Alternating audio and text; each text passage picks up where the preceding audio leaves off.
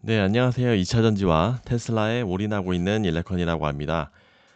ESS, 중국발 경쟁 호재 이런 것들 때문에 사실 2차 전지 주가가 저점 대비해서 뭐 80% 가까이 오른 종목도 있을 정도로 많이 회복을 하고 있습니다. 이제 옛 영광을 찾을 수 있을까라는 이제 오랜 투자자 입장에서 말씀을 드려보도록 하겠습니다. 말씀드리기 전에 조금 아쉬운 댓글들이 좀 있었습니다. 에덴 선동가 각퇴라고 해서 악플이긴 한데 너무 제가 에덴 중심의 이야기들을 많이 드린 것 같아서 이제 제 의견을 말씀드리면 양극재 전체는 결국에 같이 가게 돼 있다. 실제로 제가 1년 전이나 2년 전, 심지어 1년 반 전 이렇게 주가의 상승폭을 하락폭을 확인해 봤더니 기가 막히게 날짜와 이런 것들을 비교했을 때 신장률, 하락률 이런 것들이 다 똑같더라고요. 물론 이제 짧게 보게 단기간으로 보게 되면 어느 정도 플럭추에이션이 있지만 오늘의 상승률 차이도 거의 없었다는 걸 보고 이게 참 '같은 섹터에 같은 소재는 같이 갈 수밖에 없다.' 이런 생각이 듭니다. 그래서 형과 아우 같은 존재도 예를 들어서 에코프롬이 BM이 이제 대장주처럼 잘 가주면 나머지도 결국은 시차를 두고 따라가는 그런 것들에 저는 이제 그런 것들을 워낙 많이 느낍니다. 그런 것들이 왜 그러냐면 어떻게 보면 업황이라는 것들이 있고 특히 또 2차 전지는 이 소재, 이 광물과의 연동성이 워낙 크기 때문에 어느 정도 거기서 거기다라는 그런 느낌을 지울 수가 없다라고 생각을 하면서 이제 불편함을 끼쳐드렸다고 하면 그런 부분은 좀 양해 부탁드립니다. 최근에 제가 어차피 다 같이 가는 양극재 주가 거기서 거기지만 이 제 뭐 수주 단기적인 수주 이슈나 아니면 뭐 가동률이라든지 아니면은 뭐 이런 뭐 공시가 예상된다든지 그런 것들을 보고 제가 약간의 비중 조절은 하긴 합니다만 대부분 제가 갖고 있는 2차 전지 종목은 거의 9개 10 개에 이를 정도로 사실 많이 차이가 납니다. 있습니다. 그만큼 뭐 비중이 많이 들어가는 것도 있긴 하지만요. 그래서 이런 것들은 좀 최대한 객관적으로 많은 소재들을 다룰 수 있도록 노력을 해 보겠습니다. 그래서 제가 나름대로 오랜 투자 기간에서 보는 객관적인 전투력이 있다라고 생각합니다. 만약에 내가 예를 들어 에코프로를 갖고 있는데 LNF를 욕하면 싫듯이 이런 것들은 되게 거부감이지만 듣고 소화하고 해야 됩니다. 2차 전지 뭐 김현수 연구위원 얘기를 많이들 하시는데 그 얘기를 할 때마다 "야 나는 2차 전지 김현수 연구원 얘기하는 사람들을 캬퇴." 이런 식으로 또 접근을 하시더라고요. 그렇게 하시면 이 결과 우리가 힘들었던 최근 2-3 년간 힘들었던 그 결과를 똑같이 또 받아들이셔야 될 수도 있습니다. 그래서 항상 나쁜 이야기를 오히려 더 듣고 그거를 소화하고 점검하는 그런 자세를 저 역시도 가지려고 노력할 거고 그런 것들에 대해서 이야기를 오히려 나쁜 이야기들을 더 많이 하려고 노력할 겁니다. 그래서 지난번 시간에는 뭐 기술력과 방향, 뭐 자본력, 뭐 종합적으로도 한번 파나소닉을 두고 양극재 기업들이 혈투를 벌이고 있다. 이런 이야기들을 많이 드렸습니다. 지금 상황은 ESS 빨로 사실 뭐 한 20-30% 올라주고 중국발 정책들이 어느 정도 가시화되는 것들이 또 나오면서 리튬도 상승을 해 줘서 여기에서 또 30-40%가 더해 줘서 완전히 반등을 크게 해 줬습니다. 뭐 반등을 하기에는 아직도 좀 머나먼 예전의 주가지만 이런 것들이 많이 반등해 줬는데 본연의 우리의 삼원계 이 LFP도 좋고 하지만 본연의 삼원계 가동률이 많이 올라야 됩니다. 그러려면 파나소닉이 가장 지금 이슈화될 것 같은데 NCM이 전환한다고 했으니 최종 OEM 숫자도 중요하지만 파나소닉의 수주가 단기적으로는 이번 분기에는 가장 중요할 거라고 생각합니다. 그래서 정리해 보면 ESS, 중국발 정책, 리튬, 그다음에 본연의 3원계 파나소닉 수주 이런 것들이 가동률이 이런 것들이 중요하다라는 말씀을 드릴 수 있을 것 같습니다. 많은 종목들이 그래도 많이 저점 대비해서 좀 많이 올라갔습니다. LNF도 뭐 5만 원권에서 9만 원까지 갔고 뭐 SKIT도 이제 분리막 중국의 이슈 때문에 뒤에서 설명드린 이슈 때문에 많이 올라갔고 코스모 신소재도 뭐 거의 3만 원에서 5만 원 올라갔고 에코프로 BM도 뭐 9만 원, 10만 원 이하였었는데 올라갔다. 제가 말씀드린 게 우리는 왜 급상승하면 안 되냐. 이게 분명히 오면 또 조정당해야 된다. 뭐 이런 종목이 어딨냐라고 하지만 왜 우리는 지금 두 배 가면 안 되나. 우리는 몇 년간 계단식으로 급락했습니다. 조금 반등해 주는 게 저점인가 싶다고 하더라도 저도 '아 이게 저점인가?'라는 방송들도 할 정도로 솔직히 정확하게 예측을 하기는 어렵지만 '아 이제 어느 정도 다 왔습니다.' 했는데 또 그 리튬이 또 빠졌었어요. 8만이 최저점이라고 생각하고 7.7만 최저점이라 생각했고 BEP도 안 나와서 뭐 앨범알 분석 보고서 보고 난리 났었지만 6만, 5만까지도 막 떨어질 정도로 최악의 시장을 겪으면서 심한 종목은 뭐 에코프로 이런 애들은 10분의 1 토막도 났습니다. 물론 저도 사실 에코프로의 거품은 수없이 많이 이야기했다라고 생각합니다. PER 높은 거에 대해서도 수없이 많이 이야기했다라고 생각합니다. 실제로 저는 뭐 에코프로를 120만 원에 팔았다고 했었는데 지금 5만 원입니다. 물론 이건 진짜 완전히 뼈저리게 느껴야 할 거품이 있었던 건 모두 다 인정해야 됩니다. 저 역시도 인정하고. 근데 지금 이 정도에 만족할 건 아닙니다. 남들이 잔치할 때 코스피 주가도 완전히 많이 올라와 있고 저점 대비 컨센 자체가 올라와 있고 나스닥도 완전히 날아가 있고 이런 전체적인 매크로 증시를 봤을 때 아직은 때가 아니다라고 생각을 합니다. 최근 단순 급등이 아니다. 한참 더 가야 된다. 뭐 예전 고점은 사실 뭐 기대하지도 않습니다. 그 정도는 아니지만 지금 이 정도에 멈춰서는 안 된다. 단기 조정은 올 수도 있겠지만 그 조정이 안 오려면 앞에서 말씀드린 대로 NCM 가동률, 뭐 이 수주 이런 것들이 뒤따라줘야 하는 그런 상황이라고 생각합니다. 이거는 지난번에도 한번 다 언급했지만 포스코 퓨처엠에 1조 원 계약 해지가 있었습니다. 근데 이런 것들이 그럼에도 불구하고 공시를 때렸죠. 그러면서 보상의 상호 합의에 의해서 이런 것들을 철회한다라는 공시도 냈는데 결과적으로 저도 처음에는 '악재다.' 뭐 이런 생각했는데 수백 원의 보상을 받는다고 합니다.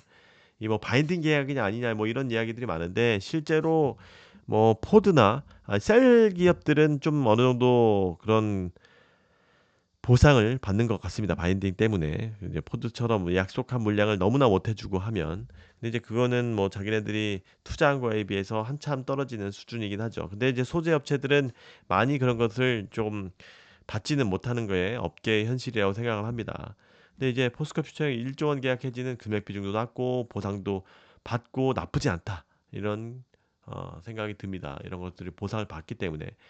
그런 것들 예를 들어 포드나 이런 것들 가동률 떨어지는 것들에 대해서는 책임을 많이 못 받잖아요. 실제로 LNF하고 노스볼트 이런 사례는 뭐 30조 계약 뭐 이렇게 했었는데 아예 다 날라갔잖아요. 이런 거에 비하면 뭐 부도 났는데 어떻게 받아요. 돈도 못 받죠. 뭐 뒷단에 이야기는 있겠지만 물론 린이라는 뭐 미국 스타트업이 인수를 해서 그런 것들의 밸류체인의 그런 인력을 그대로 했기 때문에 나중에 다시 또 부활 가능성이 좀 올라가고는 있지만 이런 별별 사례들이 다 있다. 특히나 지금 업황이 완전히 꼬꾸라져 있는 상황에서 이런 상황에서 포스코 퓨처엠의 계약 해지에 이은 보상금은 진짜 최악은 아니다라는 생각도 듭니다.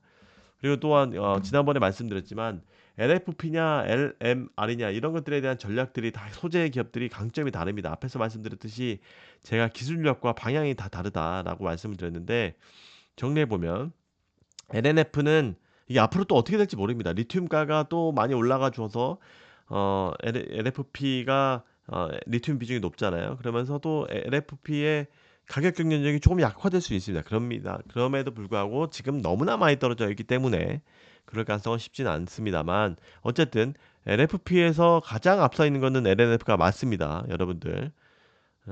이제 양산하고 연구 단계하고 시험 테스트하고는 너무나 다릅니다. 그다음에 에코프로비엠 같은 경우는 그다음에 순서로 따라와 있습니다.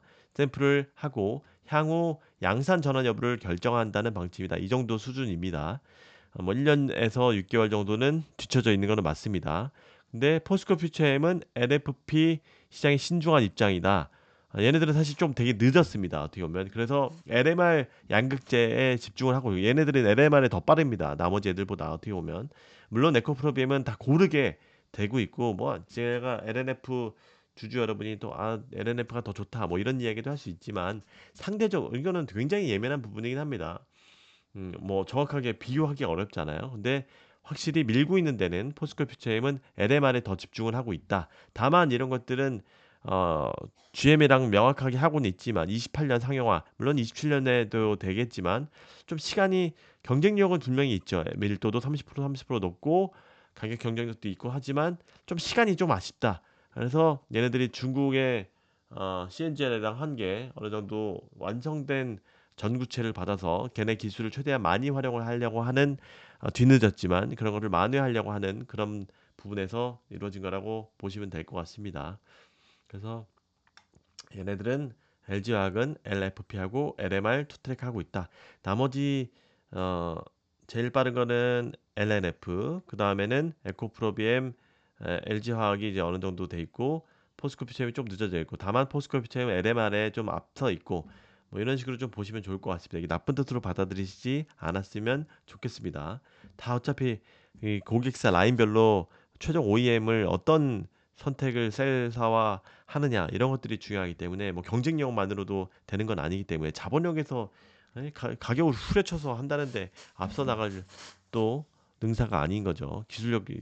기술력만으로 되는 시대가 아닙니다. 후려칠 수 있는 능력도 있어야 되는데 그런 부분에서는 포스코 퓨처엠이 탑인 거죠. 그 다음에 꽁지가 LNF인 거죠. 그래서 실제로 또 조현열 연구원이 앞서 말씀드린 것처럼 중국의 경쟁이 완화가 되고 있습니다. 배터리 분리막 업체들이 비간담회 소식에서 가격 우리가 이제 정부 얘는 중국은 확실히 특이하죠. 중국에서 한번 위에서 정부에서 얘기하니까 우리가 막 쇼맨십도 하는 겁니다. 자율 규제도 하고 생산 능력도 좀 별로 안 하고 증설도 별로 안 하고 협력 강화하고 감독하고 정부의 기조에 순응하고 지적된 적자 탈피를 위해서 의지는 있다. 이런 걸 막 쇼잉 보여주려고 하는 것도 있습니다. 물론 이런 것들이 아예 의미가 없다는 건 아니고 이런 것들이 실제 정부의 압박이 거세다라는 것들을 느낄 수 있을 거고 이런 것들은 셀보다는 소재 지금 완전 오버캐파한 이런 동박, 분리막 이런 쪽 특히 또 메탈 공급 과잉에서 메탈 가격 상승이면 양극재 업체가 좋죠. 뭐 이런 것들에 대한 수혜가 직접적으로 예전에 설만 돼 있던 것들이 실제 모멘텀들로 이루어지고 있다라고 볼 수가 있습니다. 뭐 김철중 의원도 똑같이 분리막 업체들의 이런 수요 조절에 공급 조절에 문제 의식을 갖고 움직이려고 하고 있다라는 거예요. WCP도 그렇고 SKIT도 오랜만에 올라줬죠. 중국 애들한테 완전히 그 가격 경쟁력으로 완전히 밀려 있는 상황에서 어쨌든 이런 부분의 경쟁이 완화된다는 것은 좋은 상황이라고 생각합니다. 실제로 또 리튬도 이런 제안서도 서로 낼 정도로 내부 경쟁과 이런 거를 자제하자. 그래서 리튬은 조금 더 올라갈 이런 안정화될 이 정도에서 BEP가 뭐 CATL은 10만 달러 뭐 이런 얘기도 했었죠. 10만 위안. 그 정도로 어느 정도 안정화돼 가고 있는 단계다라고 볼 수 있습니다. 너무나 우리나라 양극재 업체들한테 아주 좋은 환경들이 조성이 되고 있다라고 말씀드릴 수 있을 것 같아요. 그래서 저도 리튬 시세를 매일매일 체크를 하는데 뭐 요거는 뭐 좀 그 짜투리 뉴스로 뭐 픽업 트럭에서 51kW씩 저는 상상도 못한 게 저사양 스탠다드 같은 경우는 뭐 스탠다드 같은 경우는 LFP 쓸 수 있지만 완전히 하이엔드인 픽업 트럭에서는 무조건 3원계로 쓸 거라고 생각했는데 진짜 얘네들이 픽업 트럭도 51kW씩 LFP 볼트에 적용한다라고 합니다. 아니 볼트가 아니죠. 저가형 픽업 트럭을 만드는데 LFP를 쓴다고 합니다. 그만큼 얘네들도 너무나 절실하고 가격에 물론 롱레인지 버전도 나오겠지만 픽업 트럭에도 LFP가 적용된다는 것은 굉장히 심각하게 받아들여야 된다라고 생각을 합니다. 물론 이런 것들이 리튬이 너무나 싼 그런 상황이기 때문에 LFP의 가격 전쟁이 너무나 극에 달하고 중국의 밀어내기 경쟁력 때문에 그렇다고는 생각하지만 뭐 아무튼 오늘 이 정도로 마치도록 하고요. 다음에 또 저 심화된 내용으로 다시 찾아뵙도록 하겠습니다. 이천지 화이팅입니다. 구독, 좋아요, 알림 설정 부탁드려요. 감사합니다. 뿅.